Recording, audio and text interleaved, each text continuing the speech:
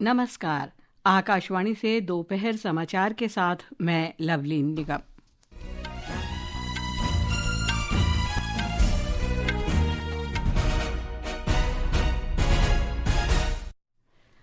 गृह मंत्री अमित शाह ने असम में 1,700 करोड़ रुपए से अधिक की कई विकास परियोजनाओं का उद्घाटन और शिलान्यास किया। जम्मू कश्मीर में सुरक्षा बलों ने जैश ए मोहम्मद के आतंकवादियों को निष्क्रिय करने के लिए किश्तवाड़ जिले में आतंकरोधी अभियान तेज किया। भारत और अरब देशों के विदेश मंत्रियों की दूसरी बैठक में 5 प्राथमिकता वाले क्षेत्रों में साझेदारी को मजबूत करने के लिए कल नई दिल्ली में बैठक।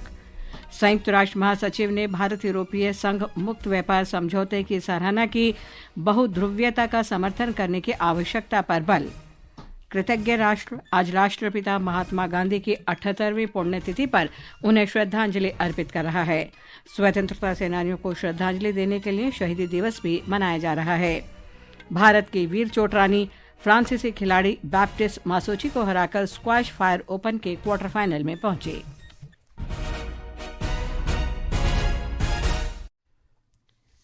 गृह मंत्री अमित शाह ने असम के डिब्रूगढ़ में आज विधानसभा के दूसरे परिसर सहित 1,715 करोड़ रुपए की परियोजनाओं का शुभारंभ किया। डिब्रूगढ़ में जनसभा को संबोधित करते हुए श्री शाह ने कहा कि भारत यूरोपीय संघ मुक्त व्यापार समझौता यूरोपीय देशों को असम की चाय के निर्यात को बढ़ावा देगा। उन्होंने कहा कि केंद्र सरकार ने असम को बाढ़ मुक्त बनाने के कदम उठाए हैं। उन्होंने मतदाताओं से आगामी विधानसभा चुनावों में विकास, शांति, सुरक्षा, उद्योग और बाढ़ मुक्त असम के लिए भाजपा को वोट देने का आग्रह किया। कांग्रेस की पूर्ववर्ती सरकार पर असम की उपेक्षा का आरोप लगाते हुए श्री शाह ने कहा कि कांग्रेस ने अपने वोट बैंक की राजनीति के लिए घुसपैठ को हथियार बनाया।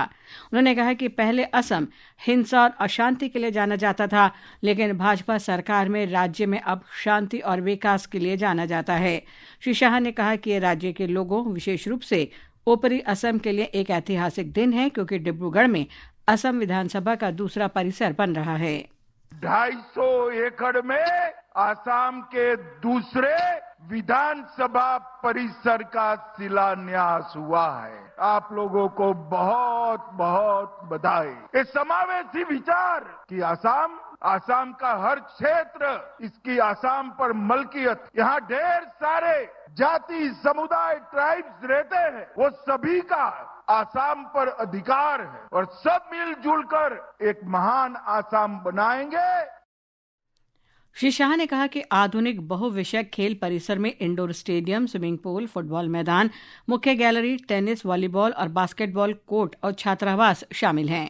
240 करोड़ से 106 बीघा में इंडोर स्टेडियम, स्विमिंग पूल, खिलाड़ियों की हॉस्टल और कोच को रहने की जगह, विश्व भर के जो आधुनिक स्पोर्ट्स कॉम्प्लेक्स होते हैं, ऐसा स्पोर्ट्स कॉम्प्लेक्स का पहला चरण आज बनकर यहाँ लोकार्पित किया गया है और इसके साथ ही 209 करोड़ से दूसरे चरण का शिलान्यास भी हुआ है। गृह मंत्री ने वन्य जीवों के उपचार और उन्नत प्रयोगशाला सुविधाओं के साथ साथ प्रशिक्षण इकाइयों के लिए 292 करोड़ रुपए के वन्य जीव स्वास्थ्य और अनुसंधान केंद्र की आधारशिला भी रखी। इससे वन अधिकारियों, पशु चिकित्सकों और शोधकर्ताओं के बीच समन्वय बेहतर होगा। डिब्रूगढ़ के बाद गृह मंत्री पड़ोसी जिले धेमाजी में ताकम मिसिंग पोरिन केबांग युवा महोत्सव में मुख्य अतिथि के रूप में शामिल होंगे। वे वहां भाजपा पदाधिकारियों के साथ भी बातचीत करेंगे। बाद में गृह मंत्री गुवाहाटी में राज्य भाजपा मुख्यालय में पार्टी सदस्यों के साथ चर्चा करेंगे। असम में अपने कार्यक्रम पूरे करने के बाद गृह मंत्री आज शाम पश्चिम बंगाल के लिए रवाना होंगे। जम्मू कश्मीर में सुरक्षा बलों ने किश्तवाड़ जिले में बर्फ से ढके चतरू क्षेत्र में छिपे जैश ए मोहम्मद के 3 आतंकवादियों को पकड़ने और उनका सफाया करने के लिए जारी आतंकरोधी अभियान आज और तेज कर दिया। एक रिपोर्ट।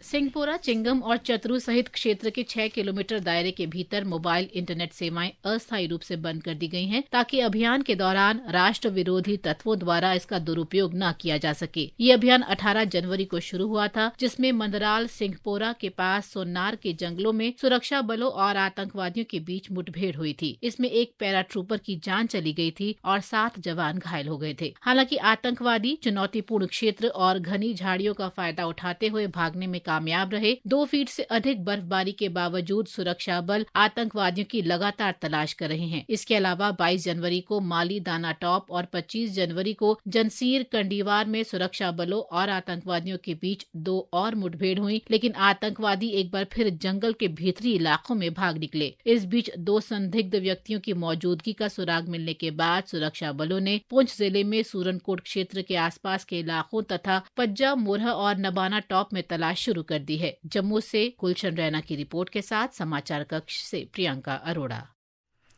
छत्तीसगढ़ के सुकमा जिले में आज 2 महिलाओं सहित 4 माओवादियों ने आत्मसमर्पण किया। इन पर 8 लाख रुपए का इनाम था। ये माओवादी जिले के गोलापल्ली, कोंटा और किस्ताराम क्षेत्रों में सक्रिय थे। ये समाचार हमारी वेबसाइट www.newsonair.gov.in और हमारे न्यूज़ ऑन एआईआर ऐप पर भी उपलब्ध हैं। भारत और अरब देशों के विदेश मंत्रियों की दूसरी बैठक कल नई दिल्ली में होगी। इसकी सह-अध्यक्षता भारत और संयुक्त अरब अमीरात कर रहे हैं। अरब देशों के विदेश मंत्री और अरब लीग के महासचिव इस बैठक में भाग लेंगे। ये भारत और अरब के विदेश मंत्रियों की पहली बैठक है जिसकी मेजबानी भारत कर रहा है। इस बीच नई दिल्ली में भारत और अरब के वरिष्ठ अधिकारियों की चौथी वार्ता भी हो रही है। एक रिपोर्ट।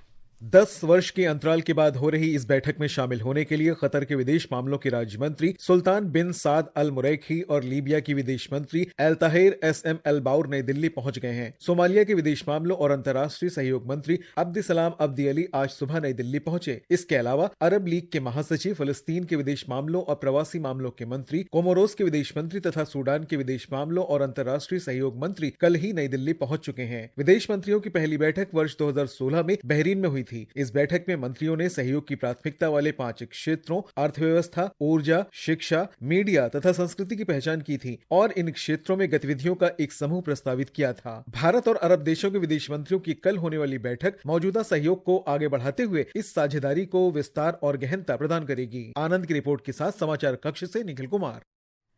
विदेश मंत्री सुब्रमण्यम जयशंकर ने आज नई दिल्ली में अरब लीग के महासचिव अहमद अबुल घीत से मुलाकात की। सोशल मीडिया पोस्ट में उन्होंने बताया कि इस दौरान विभिन्न क्षेत्रों में आपसी सहयोग सुदृढ़ करने के बारे में व्यापक चर्चा की गई। भारत ऊर्जा सप्ताह आज संपन्न हो गया। पेट्रोलियम और प्राकृतिक गैस मंत्री हरदीप सिंह पुरी ने चौथे संस्करण को प्रभावशाली बताया। एक रिपोर्ट। समापन समारोह को संबोधित करते हुए मंत्री हरदीप सिंह पुरी ने कहा कि इस आयोजन में वैश्विक सीईओज की बड़ी भागीदारी रही और अंतर्राष्ट्रीय कंपनियों की ओर से जबरदस्त रुचि देखने को मिली। ऊर्जा, गैस और शिपिंग क्षेत्रों में कई महत्वपूर्ण समझौते भी हुए। उन्होंने कहा कि नए वैश्विक खिलाड़ी भारतीय कंपनियों के साथ सहयोग करने को इच्छुक हैं। मंत्री ने कहा कि इंडिया एनर्जी वीक अब दुनिया का दूसरा सबसे बड़ा ऊर्जा मंच बन चुका है और यह green hydrogen, compressed biogas, small modular reactors और उभरती तकनीकों जैसे कई क्षेत्रों को एक साथ कवर करने वाला अनूठा मंच है। उन्होंने कहा कि इस आयोजन ने कार्यक्रम स्थल से आगे भी भविष्य की ऊर्जा पर व्यापक चर्चा को गति दी है। इस अवसर पर पेट्रोलियम मंत्रालय के सचिव डॉक्टर नीरज मित्तल ने कहा कि भारत की तेज आर्थिक वृद्धि के साथ ऊर्जा की मांग बढ़ी। आकाशवाणी समाचार के लिए पणजी से महेश चोपड़े। प्रधानमंत्री नरेंद्र मोदी ने कहा है कि भारत यूरोपीय संघ मुक्त व्यापार समझौता भारत को एक विकसित देश बनाने के दृष्टिकोण से पूरी तरह से मेल खाता है। वाणिज्य और उद्योग मंत्री पीयूष गोयल के लेख को साझा करते हुए प्रधानमंत्री ने कहा कि सरकार ने एक ऐसा क्रांतिकारी समझौता किया है जो बाजारों का विस्तार करता है, रोजगार सृजित करता है और देश को मूल हितों की रक्षा करता है। वाणिज्य और उद्योग मंत्री पीयूष गोयल ने कहा है कि मुक्त व्यापार समझौता लागू होने के बाद भारत को यूरोपीय संघ को निर्यात पर कोई कर नहीं देना होगा। एक साक्षात्कार में श्री गोयल ने कहा कि अब देश 50 अरब अमेरिकी डॉलर से अधिक के वस्त्र निर्यात का लक्ष्य रख सकता है।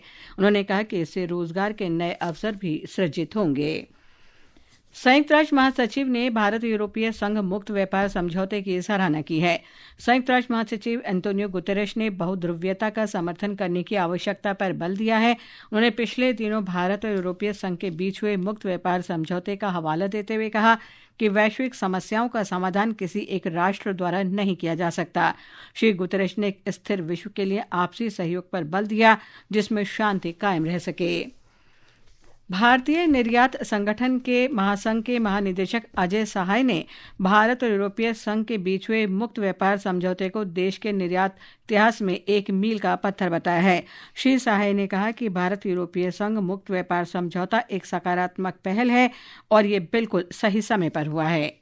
सर्विसेज में भी इंडिया को बहुत गेन होगा। 144 सर्विसेज में इंडिया को मार्केट एक्सेस मिलेगा। इन्वेस्टमेंट भी काफी इंडिया में फ्लो करेगा because India one of the fastest growing economy है। मोबिलिटी फ्रंट पे जो हमारे वर्कर्स हैं या जो हमारे स्टूडेंट्स हैं उनको बहुत फायदा मिलेगा। इंडियन स्टूडेंट्स अब EU मार्केट को ज्यादा जा सकेंगे। तो एक बहुत अच्छा ये FTA हो रहा है। जब इंडियन एक्सपोर्ट डाइवर्सिफाई और डी रिस्किंग के लिए देख रहा है तो एक बहुत बड़ा मार्केट इंडियन एक्सपोर्ट्स के लिए ओपन हो रहा है।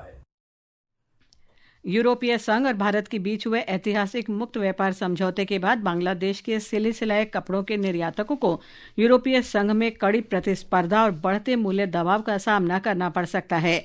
इस समझौते के अंतर्गत भारतीय परिधान उत्पादों को यूरोपीय संघ में शुल्क मुक्त प्रवेश मिलेगा। द डेली स्टार में प्रकाशित रिपोर्ट के अनुसार पिछले मंगलवार को घोषित और 2027 में प्रभावी होने वाले इस यूरोपीय संघ भारत मुक्त व्यापार समझौते से भारतीय परिधान निर्यात पर मौजूदा 12% शुल्क समाप्त हो जाएगा। संयुक्त अरब अमीरात के राष्ट्रपति शेख मोहम्मद बिन जायद अल नाहयान ने मॉस्को में रूस के राष्ट्रपति व्लादिमीर पुतिन के साथ बातचीत की। ये बातचीत अबू धाबी में संयुक्त अरब अमीरात की मेजबानी में अमेरिका रूस यूक्रेन राजनयिक प्रयासों के बीच हुई है। रूस में हुई बैठक में संयुक्त अरब अमीरात रूस रणनीतिक भागीदारी को मजबूत करने और व्यापार, निवेश, प्रौद्योगिकी, अंतरिक्ष और ऊर्जा के क्षेत्र में सहयोग बढ़ाने पर ध्यान केंद्रित किया गया। पश्चिम बंगाल में मतदाता सूची के विशेष गहन पुनरीक्षण में सुनवाई प्रक्रिया के दौरान निर्वाचन आयोग द्वारा निर्धारित दस्तावेजों के अलावा दूसरे दस्तावेज सौंपने वाले मतदाताओं के नाम अंतिम सूची से हटा दिए जाएंगे। आयोग की सूची के अनुसार अगर इन अधिकारियों के खिलाफ काम में लापरवाही या नियमों के उल्लंघन का साक्ष्य मिलता है तो उनके खिलाफ कानूनी कार्रवाई की जाएगी। ये समाचार आकाशवाणी से प्रसारित किए जा रहे हैं। ताज़ा समाचार जानने के लिए आप हमारे social media handle X @AIR news Hindi को फॉलो कर सकते हैं। कृतज्ञ राष्ट्र आज महात्मा गांधी की 78वीं पुण्यतिथि और शहीद दिवस पर उन्हें श्रद्धांजलि अर्पित कर रहा है।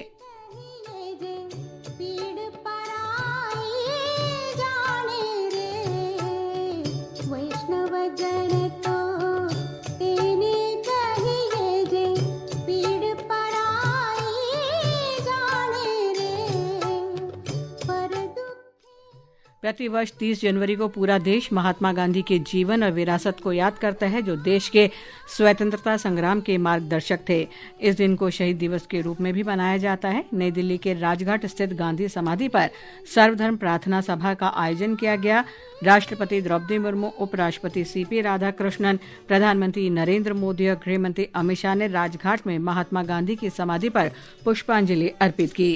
प्रधानमंत्री ने सोशल मीडिया पोस्ट में कहा कि गांधी जी ने स्वदेशी पर हमेशा विशेष बल दिया, जो विकसित और आत्मनिर्भर भारत के संकल्प का एक मूलभूत स्तंभ है।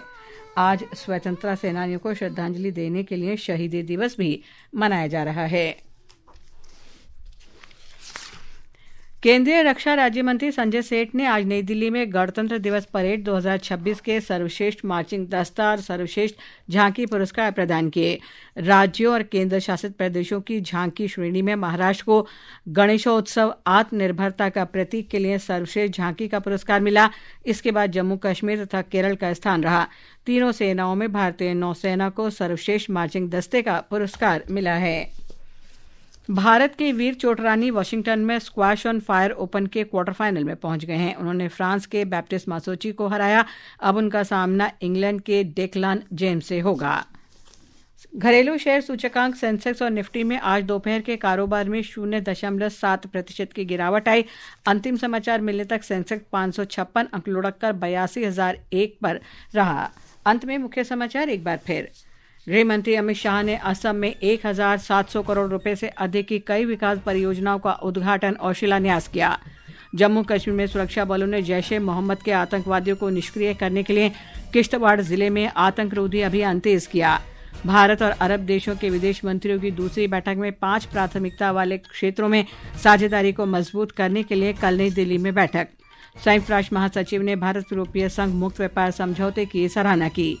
कृतज्ञ राष्ट्र आज राष्ट्रपिता महात्मा गांधी की 78वीं पुण्यतिथि पर उन्हें श्रद्धांजलि अर्पित कर रहा है। स्वतंत्रता सेनानियों को श्रद्धांजलि देने के लिए शहीदी दिवस भी मनाया जा रहा है। इसके साथ ही दोपहर समाचार का ये अंक समाप्त हुआ। नमस्कार।